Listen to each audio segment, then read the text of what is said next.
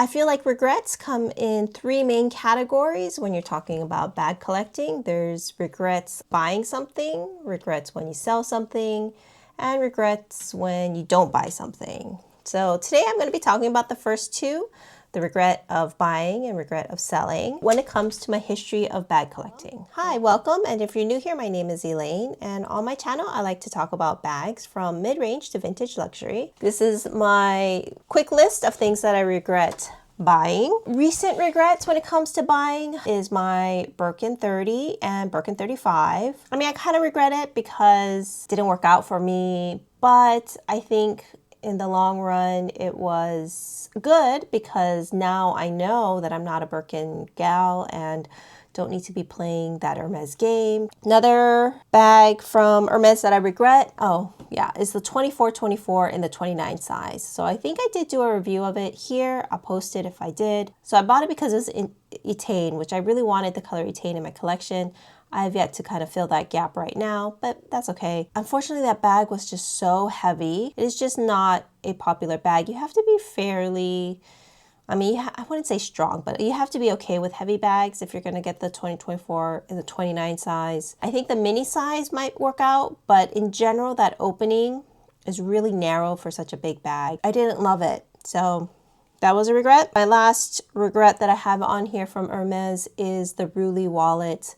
So I bought that in person at a boutique in Hawaii. This was early on in my Hermes collecting phase, and so I kind of was just taking whatever was offered, which on second thought, I shouldn't have. Sort of at a huge loss, like maybe at half the price. To be fair, it doesn't belong in this list because it's not a bag, it's a wallet. But I did turn it into a crossbody bag with some Etsy third-party accessories, but I still never used it, and it literally just sat for years. Definitely a regret there. And then moving on to Goyard. So my first Goyard was the St. Louis tote. I think it was the GM size.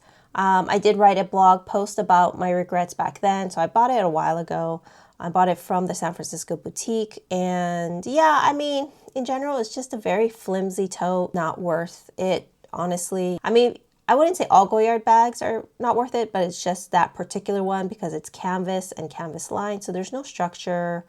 The straps are also very thin and stiff, and like if you weigh down your bag with lots of stuff, as you are wont to do with a tote, it's gonna hurt. It's gonna hurt your shoulder. So to me, not worth it. And I should have known better because I did impulsively buy a Goyard Belvedere crossbody for my birthday last year. Yeah, I maybe used it once, maybe twice, but I hardly used it. I still took a loss on it. That was definitely my fault, 100% impulse, and should have known better about Goyard. I also think now I'm starting to realize I'm just not a monogram canvas, Goyard canvas type of person. I just prefer leather when it comes to my bags.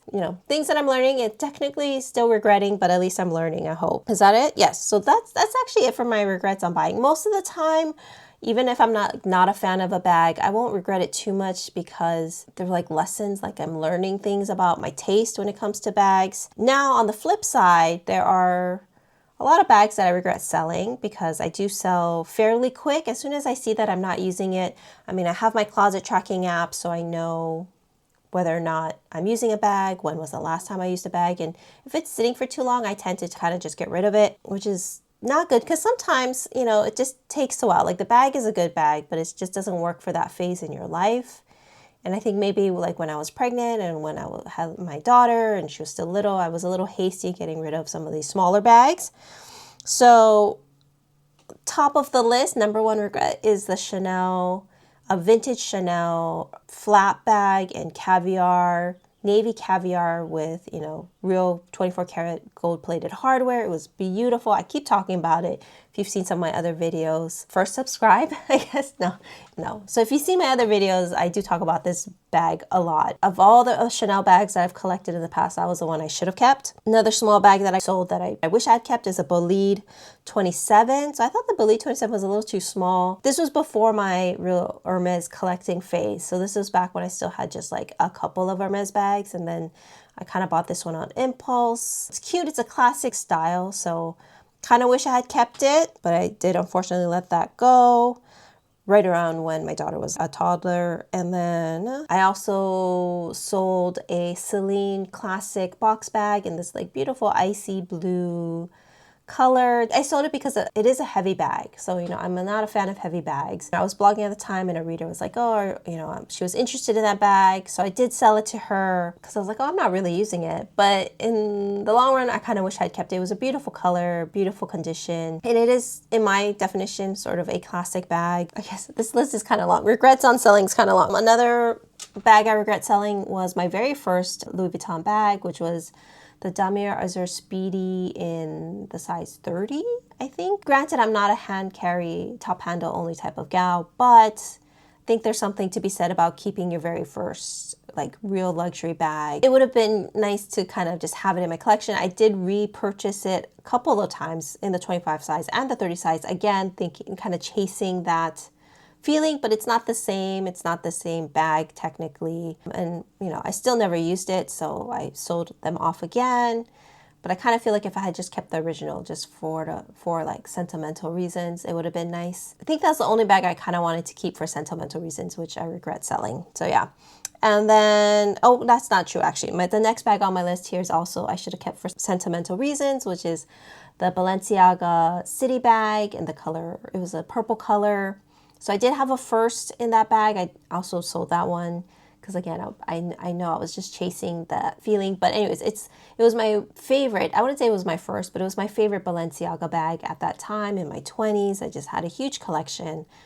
And for whatever reason, that was the one that I was always using. So I do have very fond memories of that bag. But I did sell it, when I sort of got rid of my whole collection and moved on to other things.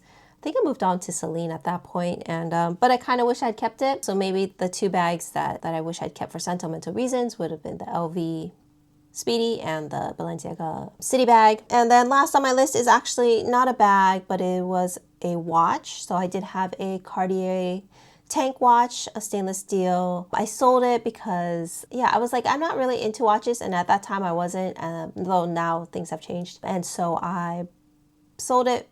I think one of my blog readers might have asked for it, or I don't know, maybe I was just feeling like selling it, but I sold it to a blog reader for a very good price, which I could never buy back at that price. I mean, I guess I wish I'd kept it because it was just such a classic watch. You'll never go out of style.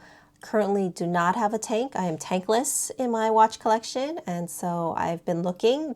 We'll see. And I think that's it. So that's my quick list of things that I regret buying and then I regret selling. I'm interested to hear what some of your regrets might be when it comes to bags or luxury goods in general. I feel like, of course people say don't dwell in your regrets, and I'm not dwelling in it, but like I like to think about it once in a while because it does, I think, help me when I'm starting to think about what to get rid of in my collection. I want to make sure I don't have any new regrets. And I think also when it comes to buying bags, I also like to think about it because I'm pretty sure I won't be buying any Goyard anytime soon. And especially when it comes to Hermes bags, you do have to be careful.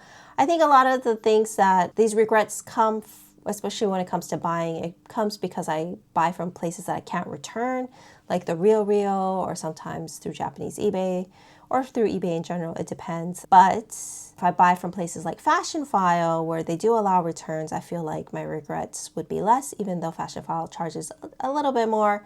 It might be worth it, as I talked about in my New Year no buy list. I'm no longer buying bags that I can't return, which is not true, actually. I still buy bags that I can't return, but I'm being very careful about it. I'm very picky about it. In general, my bag collecting has slowed down, which is great. I think I needed to take that breather, really trying to use what I have so that I can minimize these regrets, right? So anyways, thank you guys so much for watching. If you like this video, or maybe you've seen some of my other videos in the past, I kindly ask that you consider subscribing, since it really helps support this channel. Otherwise, I will see you in the next one. Bye.